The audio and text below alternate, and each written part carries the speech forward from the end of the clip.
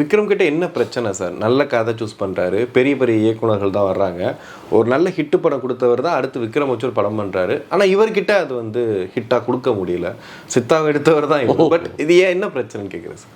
இல்லைங்க, இப்போது ஒரு கட்டத்தில் ஹீரோக்கள் வந்து தொடர் தோல்விகளை சந்திக்கும் பொழுது இயக்குனரை முழுசாக நம்பணும். இவங்க என்ன பண்ணுறது, உள்ளே பூந்து இதை மாற்று அதை மாற்றுன்னு சொல்லும்போது தான் அந்த கதையினுடைய தன்மையே கெட்டு போயிடுது. அது சில பேர் என்ன பண்ணுறது, வேறு வழி இல்லாமல் அவர் சொல்கிறத கொஞ்சம் எடுத்துக்கிட்டு என்னென்னவோ பண்ணுறாங்க. ஷூட்டிங் ஸ்பாட்டில் வந்து பஞ்சாயத்து பண்ணுற நடிகர்கள்லாம் இருக்காங்க. ஸோ அப்படிப்பட்ட சூழலில் விக்ரமும் வந்து கதை கேட்கும்போது இது வேணாம் அது வேணாம்லாம் சொல்கிற வழக்கத்தை வச்சுருக்காரு.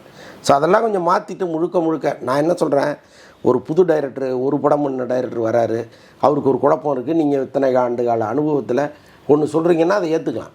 ஏற்கனவே பல ஹிட்டுகளை கொடுத்து ஒருத்தர் வரும்பொழுது அவர்கிட்ட போய் நீங்கள் அதை சொல்ல வேண்டிய அவசியம் இல்லை, ஃப்ரீயாக விடலாம். அவங்களும் ஜெயிக்கணுங்கிறதுக்காக தானே படம் எடுக்க வராங்க. அப்போ அதை முழுசாக நம்பணும். விக்ரம்கிட்ட அந்த இடத்துல கொஞ்சம் பிரச்சனை இருக்குது. விக்ரம்கிட்ட மட்டும் இல்லை, இன்னும் பல பேர்கிட்ட இங்கே இருக்குது.